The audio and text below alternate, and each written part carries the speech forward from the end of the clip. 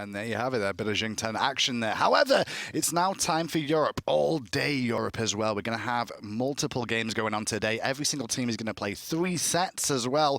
So we've got plenty of action to show you guys at home. But first of all, as I should say, actually, there's the brackets for yourselves and actually see the groups. Me and Aggro will be bringing the first set of the day, which is going to be Cyclone versus Retribution. Should be a fun set to start it off here. Retribution going without their standard jungler, Gitfisher stepping down now. So we'll see how Retribution's able to adjust. Not having the start they would have liked this season, and Cyclone having a great start, tied atop the league with team rival. Those kids came out through the relegations, did very well to get all the way into the league here. And on top of that, splitting with rival last time we saw them as well. So a good performance coming out from them. Now up against Retribution. Can't be upset with that, with how they're starting. Retribution definitely a little bit upset with how they're starting. So, but this is the time you want to turn it around. Like you mentioned, every team playing 3 sets today. A lot of opportunities to get some points. Well, on top of that, we also have AVGL going on right now. You guys can go and sign up there. It's the Smite College League Season 2. Sign up now. Obviously, the sign-ups have already started on October 2nd, I should say.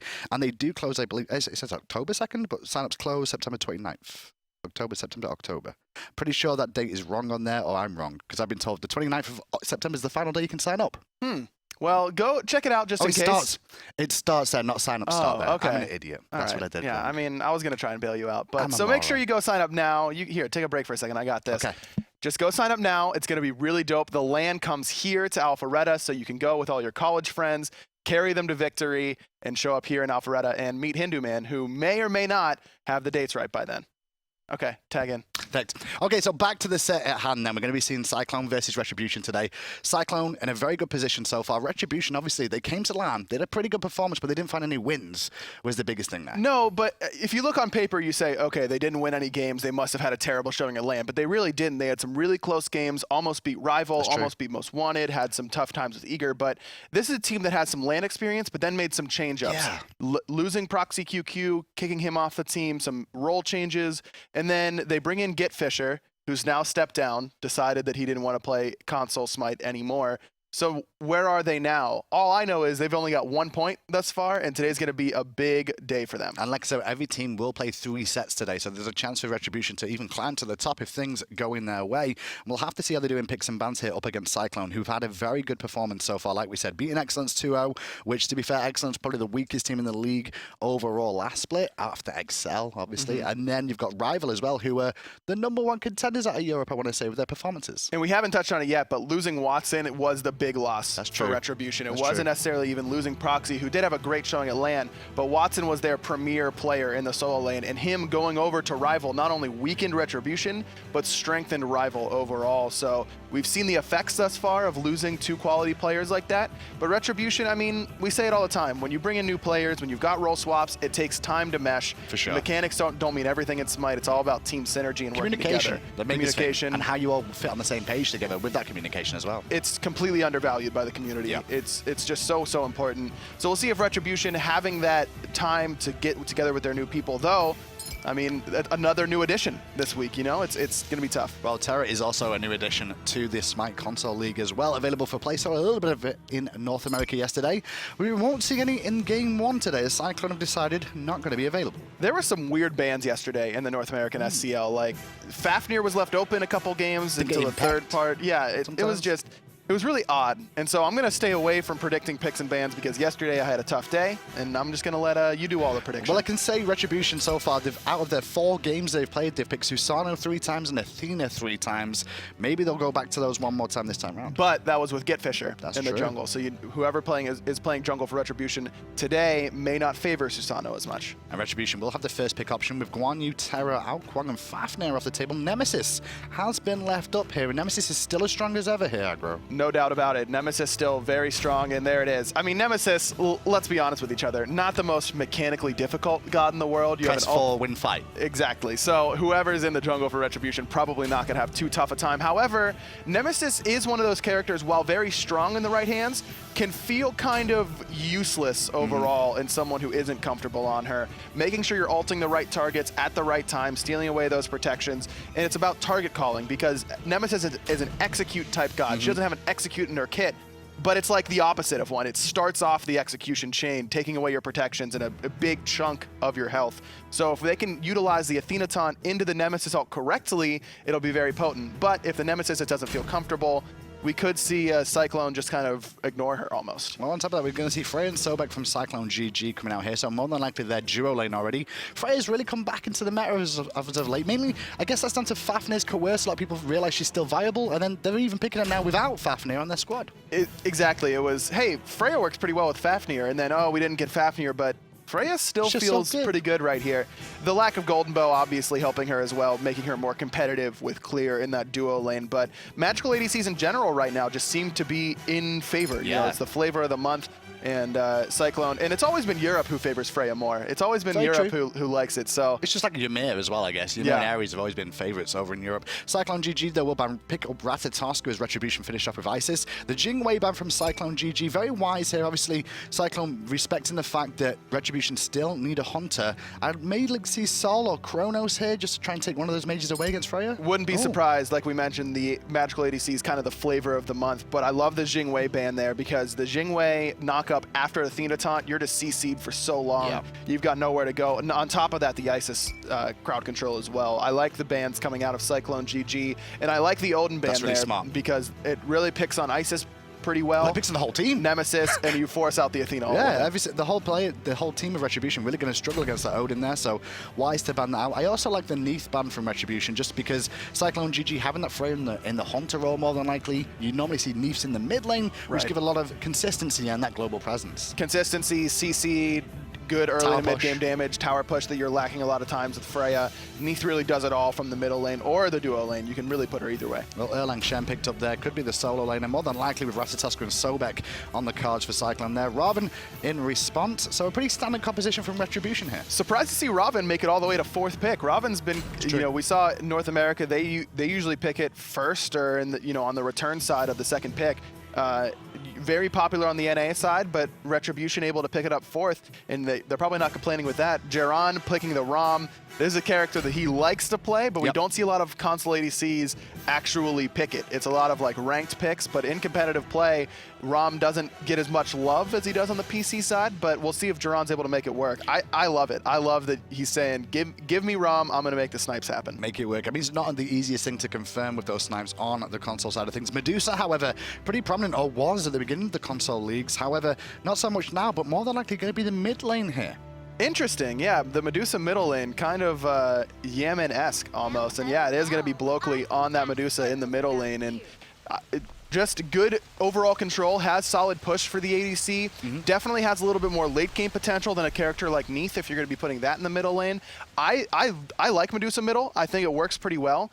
But you have to be careful that you don't fall behind, because Medusa is one of those characters that, like most ADCs, if you get abused early, that curve, that power curve that you're following gets a lot steeper very quickly. Or just introduce the teams quick, just because of all the changes that keep happening over in Europe at the moment. Ezzuna will be looking at it at the moment, going to be solo lane actually. Is that solo lane Sobek and an Erlang Shen support? Okay, I was going to introduce the teams, but I think we should talk about that more predominantly now. Erlang Shen support. I mean, we saw Trix pull it out, I believe. Was Trix the one who pulled out the Erlang Shen support? With Wrath, though. Yeah, I mean, that's Trix. That's Trix. That's just Trix, and that, I don't know, maybe Cyclone saw that and said, yeah, that would work for us too. Well, I mean, thinking about it, it does provide that taunt at level 5, which is very similar to Athena, and can have some setup potential with this. You do have that setup potential, but like most warriors, I mean, you feel it whenever you fall behind in the solo lane. If you aren't ahead on a warrior, you're usually not doing a whole lot, and in a support role, you're not going to be getting those levels in gold like in the solo lane. At the same time, though, this should actually help out the Freya, who's going to struggle in the early stages of the game of wave clear as well, especially against, you know, this Rama Athena combo. That's a good point. Definitely more wave clear by Erlang Shen than, say, a Sobek. Maybe not as much kill potential in lane, but you do definitely help out your wave clear. Well, contested with his right on Harpies here at the moment, and Nemesis has to double dash, gets stunned by both, and in comes Bloakley with a very good poison spray, and that will confirm first blood already. Retribution just did not respect that. Didn't respect it, or just didn't really understand their damage output. Didn't expect the damage, or didn't expect how little damage that dash does on Nemesis early, or really throughout the majority of the game. Unlike a lot of dashes in Smite, Nemesis Nemesis's dash doesn't bring a ton of offense to it. It's really a defensive or engage sort of ability. And now aggression over in the left-hand side as well here. The fire elementals did go the way of CycloneGG as well as Ezzuna on that Sobek. They managed to rotate around for them, and talking about that a little bit more, Auzrik, it did actually rotate for the right-hand harpies before doing fire elementals, as he was second one there. That's not normally something we see. No, but that's the sort of thing that you can happen when you do rotate to those mid harpies right away. You can test them on the right-hand side, maybe able to pick up a kill, and then you're in a great position because the fire elementals are still up.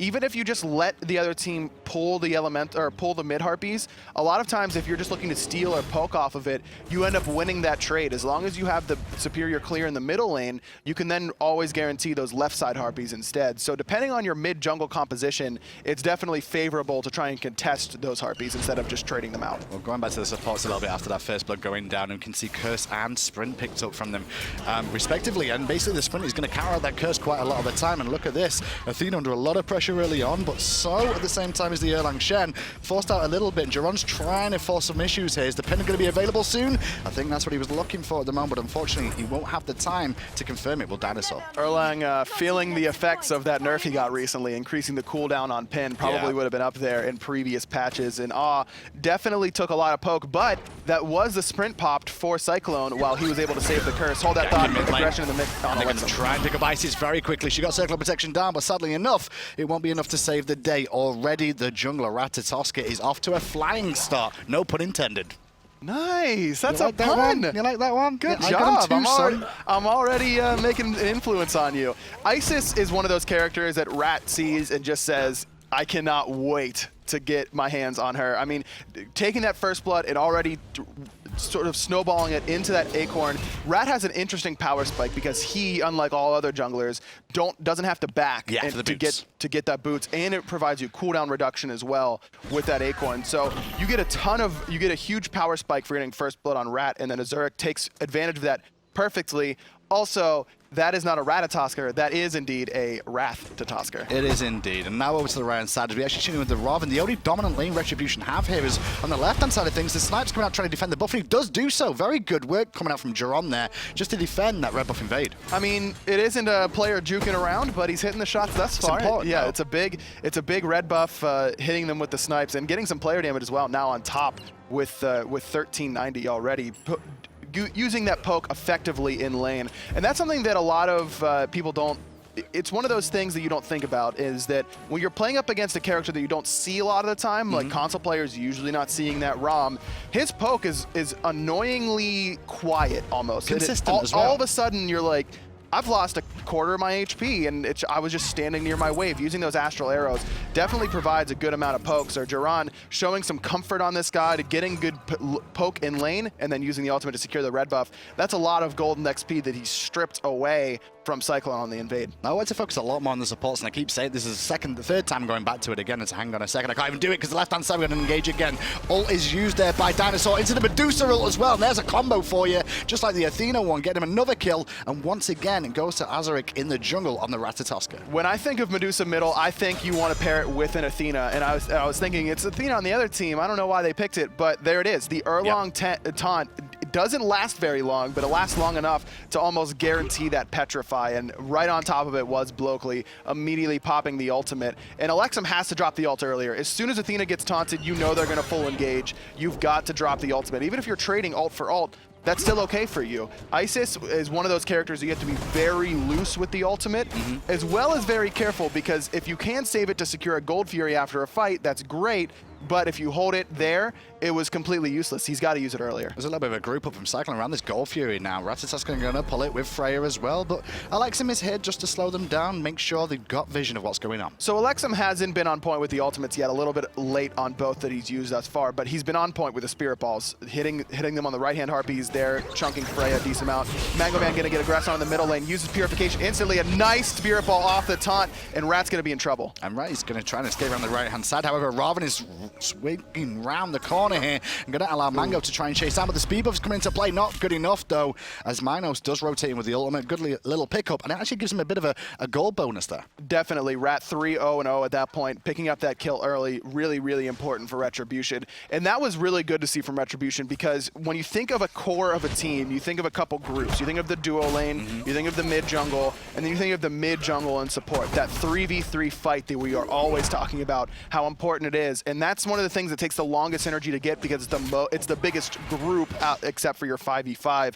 That 3v3 engagement for Retribution was quick, it was clean, and it resulted in a kill. Immediately peeling for Mango Man on that Nemesis. He immediately turns around, ults the rat off the taunt into the Spirit Ball from Elexum. Very clean, very smooth, and that's a good sign for Retribution. Now, there's one thing DineOhSaw's doing here that I was a little bit worried about the start because he went Death's Toll, but he's made it even worse for himself because he's gone into the Warrior Tabby. Supports do not get a lot of gold in the game, and you will see the difference between the net value of the Athena versus the Erlang Shen as this game goes on, going in Athena's favor, who's gone for the standard build. He definitely wants to try and snowball this early damage that Erlang Shen can provide.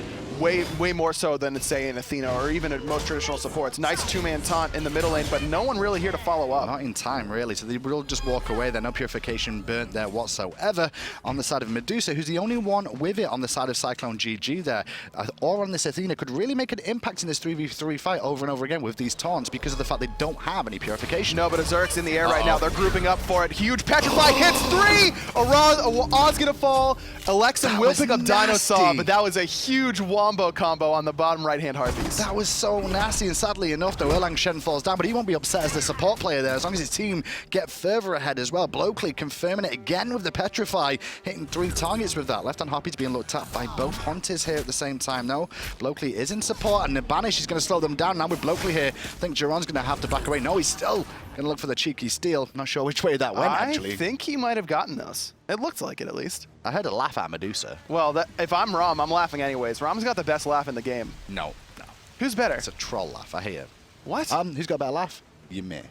Ymir's laugh is good. Ymir. Everything about Ymir as a character is just like really awesome, exactly. Personality-wise. He should be played constantly because of that. Well, you're European, so I'm not surprised you're saying that. We have to say that. 7 kills in this game in 8 minutes already. Though the gold difference isn't that much, so it's only 600, which shows that Cyclone may be finding picks, but it's not enough to swing for the fences and get home. Not yet, but looking at the gold difference on the middle and jungle lane for Cyclone over top of Retribution, we see Rat up about 1,000 gold, really closer to 900, and then 600 gold for Bloakley over top of Elexum. And if you can accelerate that late game potential for Medusa, you're in a really great spot, and that's exactly what he's done thus far. Using that ultimate a lot like a mage ultimate. I mean, it's just a cone ability, kind of like a lot of mage abilities, and he's been using it perfectly, on time, off the CC, every time. I looked at the solo lane then, we saw actually nMinos on this Ravana. I love the idea here that he's gone for that Witchblade early on. However, the taunt in mid lane is going to turn this around on that taunt from Athena, and once again, Petrified to save the day. Rat gets the kill, and then DineOhSaw picks up the kill on Awe. They keep grouping up in 3s and not respecting that taunt. You gotta be aware of it. The first time it happens, okay. The second time on the bottom right-hand Harpies, all right, we probably grouped up a little bit too much there, but that should have been, I don't know how that really happened. Awe goes in trying to look for the taunt onto Auzrik, which is smart because he doesn't have the purification available. Yep. But he spaces correctly, you dash in, you don't use your escape, and now you're in trouble. Well, talk about in trouble now. Ezzuna's going to get rotated on by Mango here. The ult is out as well, and he's got no lurking in the waters. Good tailwhip to buy him a second or two, but he's got to try and find a window to get away. Luckily, he goes into the jungle. He's got reinforcements there. He will escape the gank from Retribution. So we haven't talked about it yet, but nMinos in this solo lane, traditionally the support for Retribution. Gotcha. And so there we saw a little bit of maybe not being familiar with the role. He should have ulted on top of Sobek there. Knowing that Mango Man was coming, he would have been low if he mistimed it, but probably not quite enough to die. You've got a full commit if you're going to use the Nemesis ult. Ulting away, putting yourself out of position to follow up on damage, makes it difficult. It makes it really difficult to pick up that kill. Ezzuna does a nice job of going to his teammates immediately after, but he really shouldn't have had that opportunity overall. And this Witchblade pickup for nMinos is really curious. I mean, Sobek's not going to be smacking you with autos But very at the often. same time, I guess that just shows he's not really worried about Sobek 1v1ing him, which is very true, and it's actually working out for the team against the likes of the Freya and the Medusa and Ratatoskr as well. I don't think it's a bad pickup at all. No, I think overall it's a good pickup, but it's just not at the right time. Right. Definitely, just a little bit too early. If you're not worried about Sobek in lane, which he probably shouldn't be, you can go for a greedier later game build, like building a Hide of the Urchin right here, getting those stacks up early. It's not something you usually see in a solo lane, but when you've got like a farm lane kind of like this is, you can just kind of go for it. Or you could even go for something like a Frostbound Hammer and try and kill the Sobek, because you're not in danger of dying to him most of the time. Well, what ManLikeJeron has actually done now is investing into some magical defense as well here. More than likely, we'll see a Pestilence potentially coming out just because of its cost effectiveness as well as the amount of protections you get from it. So much protection, so much health, and like you mentioned, just cost effective. The easiest way to get magical protection in the game right now. And that it's a smart pickup now. You could even see this first because it is so cheap that you aren't losing a whole lot picking that up early. Then you're definitely in no danger of dying to the Sobek. And then you can kind of rush a Frostbound Hammer or a Breastplate or something like that afterwards. Well, starting to see the second relic starting to come online for most of these players. Advantage obviously to CycloneGG, but when I look at the Hunter roll, level 13 already on Jeron, who's a little bit of a head here over No Styley on this Freya, and I think some of that comes down to that red buff steal earlier on where you got that solo experience. And now he has the red buff around his waist trying to poke out No Styley, but at this point you're totally okay with that if you're No Styley. You've got your Fatalis online now. You went for the more greedy build, I would say, with the damage from Soulstone and Tiny Trinket. Well, we're going to see a fight in mid lane here, even with Freya rotating in as well. They're looking to try and siege up this tier 1 tower. However, with Athena and an Isis there, it's not going to be the easiest task in the world. These three seem happy just to hold this, allowing to Jeron just to continue to free farm in the left-hand lane. And like we mentioned, that No Styley's okay with free farming, so is Jeron. Huge late game potential out of that Rama, and if he can hit 2 to 3 crits in a row on No Styley, no matter how much damage he's putting out, he's probably going to fall just because of how low his health pool is. And something that I would like to see out of Awe, he's been dash taunting a lot, and they just immediately engage on him. Let's try and save the dash now. Let's try and just walk up, get the taunt, and then dash out if you need to. Well, I think the focus for them should probably be tried to be on the Erlang Shen, but talking about the Erlang Shen a little bit more, DineOhSaw has gone into the Winged Blade. I think that's a really wise pickup against the Nemesis early on as well. He's expecting to be ulted. That's what I'd look for, because these taunts are making a big impact. They are, and even though they don't have that longest duration, now rank 2 going to start to scale up as you level it up. And he's going for this raw HP and no protection. So you mentioned it, Retribution should be looking at him every single fight until he gets tankier. He's got no protection right now. Cyclone looking at nMinos now from the solo lane, who tried to rotate in. The overhead kick will just buy him enough time to walk away there. No real follow-up. Left-hand side, though, going to force a purification out of No Styley, who immediately returns some damage, but against the full minion wave, got to be respectful of that, and Jeron. Aw's going to trade out damage for the purification every single day of the week. Styley does have that second relic available, so he's not quite a sitting duck, still having the Sanctuary and the ultimate, but now Barrage might be in trouble. Well, the red buff is definitely in trouble now. 2 men over here, third one on the way, especially with Bloakley coming from the mid lane on the Medusa as well. Elexum just used his Spirit Ball, so he's got no way of defending this one, especially with Athena heading back to base. Cyclone's done a great job of taking little wins over and over and over again. Lots of picks, but they've also been invading buffs, and that's how you start to snowball a 2,000 gold lead into a 5,000 gold lead, which will usually guarantee you a Gold Fury or a fight, something along those lines. Another double taunt and mid. there's a Petrify as well, but Purification from Elexum this time around will save him, and the shield came up nicely there from Nemesis. Mango doing a good job of that one. So the combo doesn't work that time, but the Ryan Harpies are being looked at, as well as the Gold Fury is about to respawn. You said it didn't work, but it got 2 sets of Purification, so for my money, it works. You did have to blow 2 ultimates. Maybe Bloakley could have been a little bit more patient, but because of that duration, it probably... But now they're turning around here. Spirit Ball will not connect to the engagement. It's actually focused onto the Isis. Circle of Protection already down. She's trying to wing us back towards mid lane, but being run down by the Warrior. And now Erlang Shen under pressure too. Is still Styley rotates in to pick up the Athena. Over the wall was Jeron's shot. It was good, but it wasn't enough to pick up Bloakley. And now DineOhSaw rotating around, getting slowed again by Jeron through the wall, but still not enough to pick up the kill. Jeron's going to go in right now. No Styley going to try and trade out the damage, but there's the damage onto No Styley, forced up into the Valkyrie's discretion, but he's got nowhere to go now. Good banish though, and he's still going to buy him a bit of time, but great ult from nMinos will close the gap, allow Jeron to come back in one more time, but the Med came through to buy a second, and now Ratatoskr's back, coming down, forcing Sanctuary on Jeron, and Jeron not going to escape the lurking in the waters. No Sanctuary, no ultimate, nowhere to go for Jeron, who had a great fight that time, using the ults correctly, but it looks like Mango Man's going to fall on the back end, chasing pretty deep for that No Styley kill, going to trade out 2 for 1, probably not what they were looking for there. Well, 11-3 now, and nMinos in the mid lane taking a bit of free poke, forced back to his tier 1 tower again as the respawns do start to come through from Retribution. Obviously, this game is still early on, so the respawns are very low at this stage of the game, but this window from Cyclone is being created every single fight, and now they're looking at a gold. And Ezzuna still full health, looking to zone out Elexum, 4 levels above him, and you see how much damage that tail whip just did to him. Even though he's knock-up immune, still eating a decent amount of poke for it, and that's what Sobek excels at. This is where Sobek is really dangerous. He's got a ton of levels on you, and I'm speaking from experience as a mid-mage who gets killed by Sobek all the time from the solo lane. He's got a ton of levels on you, he's got a ton of CC, you can't get him off you, and you can't stop him from killing you. Well, this Gold Fury is about to fall down here. I don't think Or's going to be able to get in range, and he won't. Gold Fury goes the way of CycloneGG again, and they immediately fall back to clearing out their own jungle here.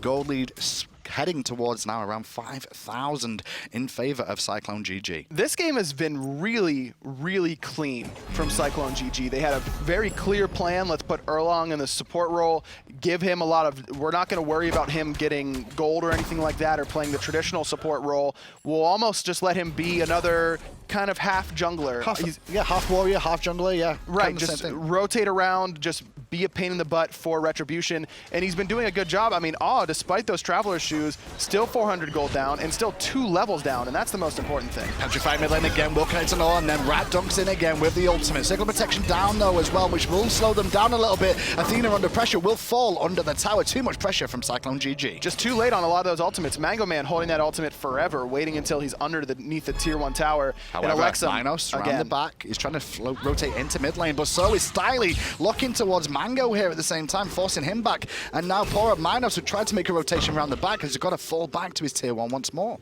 Just pressure again from Cyclone, and again, Ezzuna is here using that meditation, topping everyone off, and it looks like Cyclone want this tier 1 tower. Overhead kick already down, now nMinos pulled back into the danger as well. Has to hold defensively. Got reinforcements from his boys, but the rotation coming in from Ezzuna on the Sobek will use the lurk in the waters to zone them all away and get that tier 1 tower. For free. Tons of poke returned and using a couple ultimates, but at the end of the day, you're walking away with a tier 1 tower, 500 gold in your pocket, and another place that Elexum can't go to hide. 1-4-1, and this is a time where you're starting to get really scared as an Isis, because where do you go? You don't have your tier 1 tower anymore. Ezzuna can chase you to the end of the earth. Auzrik can chase you to the end of the earth. So can DineOhSaw. So can DineOhSaw, exactly. Yeah. I mean, you have 2 defensive relics and your ultimate, but you're still only level 13. I mean, their support is level 14, and he's a warrior, so he's going to be doing significant damage to you. Elexum's in a tough spot, and this is always the danger when you're picking Isis. You could always be in this position where you're just food for the enemy team. You could also be a great initiator for your team and always have that CC available, but when you're level 13, down significantly to the solo, jungle, even support, and you're opposing mid laner, you're sitting in a bad spot. Well, Retribution have to try and make something happen for themselves here in the next couple of engagements, otherwise this will be pulled away very quickly by CycloneGG, as it has been. As we look towards mid lane though, keep an eye on Or. He's probably going to look for taunts every time he gets an opportunity. I'm going to look at the supports a little bit more, just so you guys at home understand why Watcher's Gift and Traveler Shoes are generally picked up. Well, here's the reason. You can see on the screen, there's only a 500 gold difference between the 2 supports now, when there's a 3-level difference, as well as 2 gold feuds and a tower being down. That's how much Watcher's Gift and Traveler Shoes give you. They give you more than the middle lane, man. I'm always down in gold to my support whenever they've got Watchers and Travelers. That's just what it does. It's a whole thing they need to do. Although Cyclone here, going to rotate to the left-hand side here, looking to put some pressure on this next tier 1 tower. With Ezzuna rotating to the middle lane as well, they don't have to worry about push on that one. And looking to siege up here. Still over on the right-hand side is nMinos, and Retribution know the Cyclone are over here and trying to set up some sort of defense. Retribution just has to play patient and play for the counter engage. They have to wait for Cyclone to overcommit to a tower or to a fight, get a big taunt off of Awe, and here we go. The taunt was already used, and the knock-up on Awe as well will slow him down again. Right on the backside, cleans up the kill, making sure he zones out the rest of the team too. No Styley even get a bit of free damage off there on the backside. Even though he's alone on this side, the boys of Retribution do not want to commit. They're actually looking for the other side. Meanwhile, Ezzuna coming into this fight on the Sobek, picks up Elexum, and the Banish will set up a free potential extra damage coming out from Ezzuna. There's the Sanctuary from Mango Man, but ManLikeJeron out of mana. The nice meditation gives him some, but it might not be enough. He's going to get CC chained under that tier 2 tower. Mango Man forced out by no Styley. Jeron does eventually fall to Auzrik, and this is just Cyclone imposing their will. Retribution's fighting back as much as they can. Gotta be careful though, because they're all very low. However, that Banish will stop nMinos getting his ultimate off on a prime target. Now nMinos in trouble again, looking to return some damage, but getting poked down. Athena's coming in for the dunk. Will she get it through? No! Is the answer. Auzrik picks him up before Athena can get credited for potentially 2 kills there. We were talking about the counter-engage potential for Retribution. That's what they had to do. And they just weren't quite spaced correctly. The tier 1 tower was not the tower to defend there. They're gonna, if you want to give them 500 gold, fine. That's not a big deal at this point of the game. You can't give up that tier 2 tower for free, and that's where you really should be fighting. Bring them closer to your base, make it harder for them to run away, and then just let them commit onto Awe, which they did well. But then they had dove so deep, Styley was in front of them, Auzrik was in front of them. They couldn't do anything. They couldn't drop the Ice Assault to help out Awe. Awe's just not tanky enough. He only has 2 tank items online at 20 minutes in the game. It's just it's getting out of hand quickly here for Retribution. Well, this Fire Giant is already below half health. No Wrath available for either team right now. Just keep an eye on that one as Elexum is forced his Sanctuary away as well. Now all surrounded because of that, trying to support his mid laner. He's being poked out. Still though, the Fire Giant is going on, and that's actually allowing Mango to get to the backside and clean up no Styley early. Ezzuna does trade out Elexum, and Oz doing a good job of being a nuisance and being annoying, trying to pin him off on the right-hand side, but 3 members chasing. Athena's in trouble. Finally, Cyclone make a mistake, and Retribution is able to capitalize. Trading out Awe for no Styley at this point in the game is an absolute no-brainer. Not only that, but you stop them, at least for a little bit, from doing the Fire Giant. Well, they're back on it one more time. No one really on Zone G or feeling comfortable about that. So ManLikeJeron able just to walk into the Fire Giant here, get some free poke off onto DineOhSaw, and force back Cyclone. The Fire Giant stands. This is at least a little bit of breathing room now for Retribution. Elexum did fall there, so he's not going to be able to take this opportunity to get some much-needed golden experience, but Mango Man and Jeron can. And Jeron is the hope right now. He's the light in the darkness for Retribution. I agree. If they're going to come back in this game, it's going to be on the back of Jeron. 0-2-1 right now, and not really high on the damage charts, so 4th on his team, but this is starting to be towards the late game. He's got 4 items online. He's Crit's got coming, that, right? Right. That's what we're gonna look at. Crit is coming. It's soon, TM. Yeah, and it should be very soon as well with how he's been playing so far. Level 17, highest on his team other than nMinos in that solo lane, which is kind of what you expect here. But yeah, you're right. He's even with the Medusa in mid lane in terms of levels here, so he's got some saving grace on this one. They're just going to have to protect him as best they can. I'm interested to I didn't notice it until right now when you brought up the Medusa, but going for that Brawler's Beatstick 4th item doesn't make a ton of sense to me. If you want the penetration, wouldn't Jotun's Wrath just make a ton more sense? It synergizes fairly well with the Medusa ultimate already. There's not a ton of healing you want to be worried about shutting down on the side of Retribution. I understand not going for the traditional ADC build. You want to go for the mid-mage sort of feel with the penetration. It's cost-efficient as well, and then you've also got the Isis heal from the Cyclo Protection, which you've reduced. What is it? It's bit. only like, it's 100 gold cheaper? Yeah. 100 and change? Adds up, though. It does add up. I mean, if you're going to try and take a fight soon afterwards, I guess it's right. not a bad idea. Maybe there was a fight about to be breaking out, and he wanted to get there, and so you don't want to have that heavy mace and instead want to finish the item. And now he's going for the Titan's Bane as well. There's so. always a million different reasons to have a weird item in your build. We saw Keegs yesterday go for Chronos Pendant on Freya late in the game. Not an item you usually see, but because it was in the end game, he thought there was going to be one last fight. You're going to get a lot more mileage out of Chronos Pendant than you are Restored Artifacts. nMinos going to be engaged on here, but he's got back up around the corner, and I don't think Cyclone knew about it. Spirit Ball does not connect, however. Another fallback from Retribution has to happen. Petrify was actually fired off there by Bloakley as well and didn't connect with any target. If he was 3 steps more forward, that would have been a huge Petrify, probably hitting 4, but Retribution that time definitely more respectful of that ultimate, and that's a big cooldown down for them. Well, the best news is, though, is Auzrik did manage to get Jeron's Sanctuary there before this next engagement, so we mentioned how important Jeron will be for this squad trying to get back into it.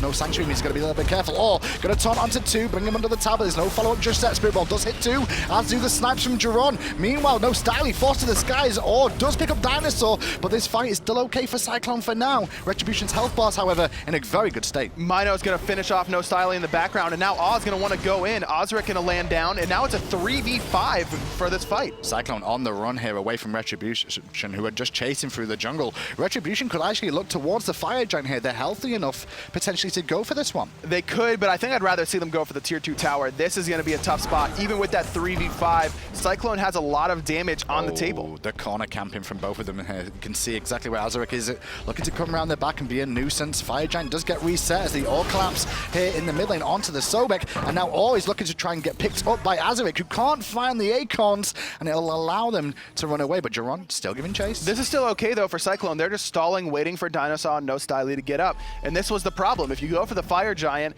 they're going to come in and contest, and then you probably can't do it with them standing there. And now they won the 3v5 and got nothing. It's not just that as well. I mean, Ratatoskr was still alive there. He has the Wrath, the only one in the game. That could have really caused a lot of issues for him if they tried to do that.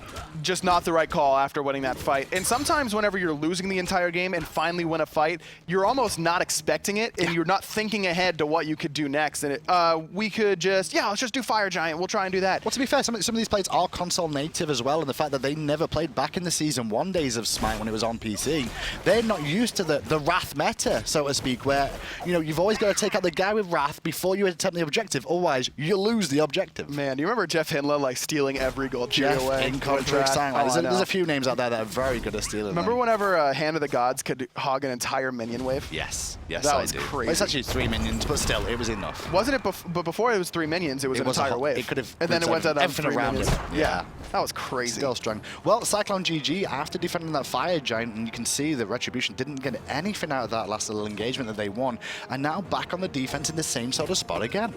This is the problem. When you don't get anything off those picks, yeah, you get a little bit of golden experience, but at the end of the day, you're still in the exact same car going down the same highway. You're trying to defend this Fire Giant from a CycloneGG that's way ahead of you. Fire Giant, he's at 80% right now as that Spirit Ball did connect coming out there from Elexum, but now still force forwards is Retribution. Now around the back, it's the moment it's going Mango on this Nemesis, trying to cause some issues once again towards Bloakley, and Bloakley gets ulted on the backside. Great rotation from Mango. Fire Giant goes to Cyclone, but I don't think this fight will go the same way. Bloakley gonna fall right away. Mango Man in some trouble, trying to pile onto him, but he's doing a good job of juking. Now Elexum gonna drop the ultimate, but not enough damage from it. They're looking for Styley, and that's the important thing, and Jeron really wants him here as well. Being taunted out though, and then banished. Styley still standing, but he doesn't have anything but the burst damage onto Elexum. Will clean up the kill in only 3 hits. 3 autos. Now no Styley is gonna fall to Jeron, but this fight's still going on. Jeron's gonna use both of his actives, probably gonna end up falling here, and Auzrik is gonna be able to pick him up. It looks like it's gonna be a 2 for 2. No, 3 for 2. There it is. 3 for 2. With the Fire Giant.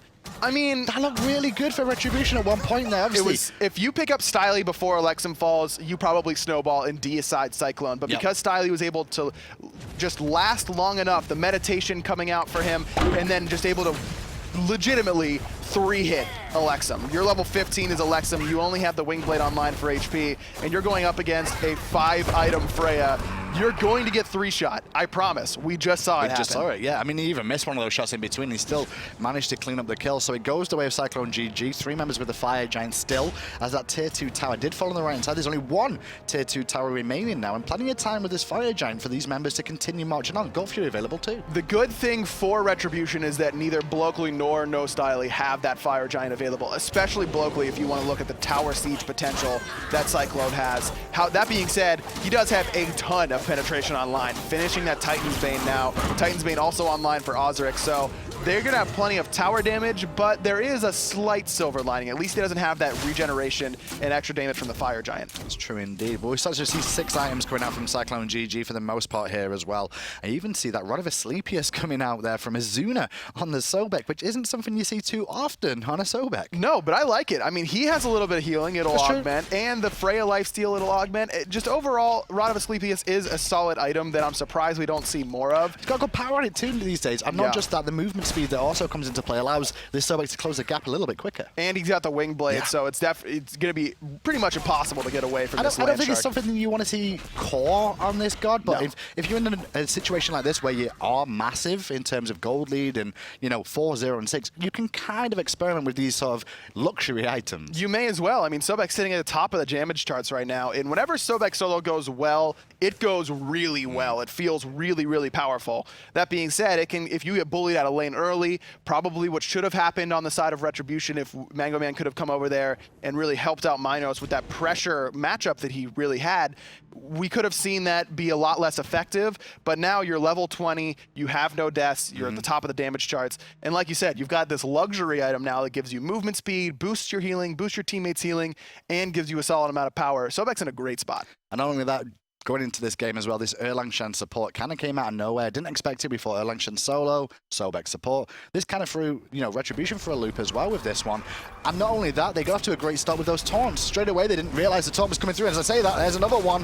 One more time, they're only hitting onto all. This time, Rats in the Sky, however, they're looking to siege down mid lane. He will hit 3 targets, and the burst is just so good.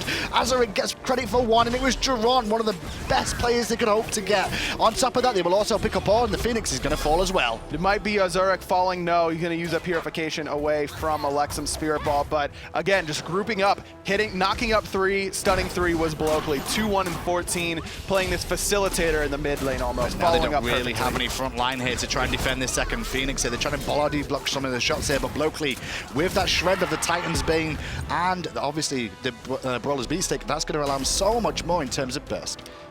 Just going to be able to siege down these Phoenixes perfectly, even without that Fire Giant buff on him. No problem getting these. And now it looks like Mango's going to be a tough spot. Whooped up off the knockup. Has the shield available, but just no damage on the side of Cyclone. Elexum Spirit Balls are hitting pretty hard still, but he's only level 16. Not going to have that 100 to 0 kill. I love this call from Cyclone there. Focus the Phoenix and not the players, then turn on the players again, forcing them all back. The respawns do come through, however, so this is a chance for Retribution. Now, that taunt from all was good, but there's no real follow-up. Jeron trying to make something happen as the boys of Cyclone try to recall, but Rat is in the sky. But so is Jeron, looking for the snipes onto Bloakley, going to find the first one, but the next 2 off the mark. Full retreat right now for Cyclone, and this is where you got to chase him down if you're risking Retribution. Going to get 2 with the taunt, and it's going to be Bloakley being focused on for a second there. The tail whip coming up from Ezzuna will slow them down. It's a turnaround from Cyclone. They're going back in a second time. Ezzuna picks up all. However, around the corner comes Elexum, looking for some damage, but he's not got too much. Auzrik going to be able to somehow sneak out of that. Elexum is not enough damage, looking for it over the wall, Styley. but not going to find it.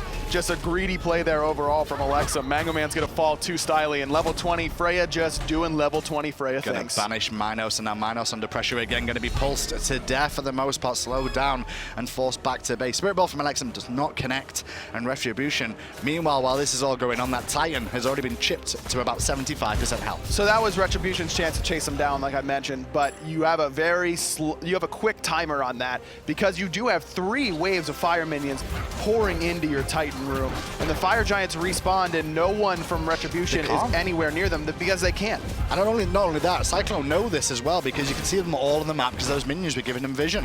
They know that they're going to get focused down here, and they're going to try and force this as quick as they can before Awe can even look to come over. Even if Awe does come over, I mean, he doesn't have a whole lot of security. You should be able to keep him out fairly easily. The Wrath there paying off once again for Auzrik, who really got that early kill on the right-hand Harpies and just turned it into this massive snowball for Cyclone, making sure that he's at their buff timers when they respawn, invading on time, making sure that he's right there, and just using that power spike that he got from getting that Acorn early.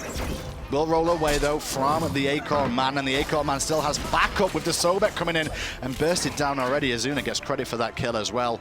And CycloneGG here, I mean, they've already played Excellence, they've already played Rival, they found a split against Rival, the best team in Europe, and then being Excellence 2, and they look like they're going to take game 1 of Retribution here as well. What a solid team.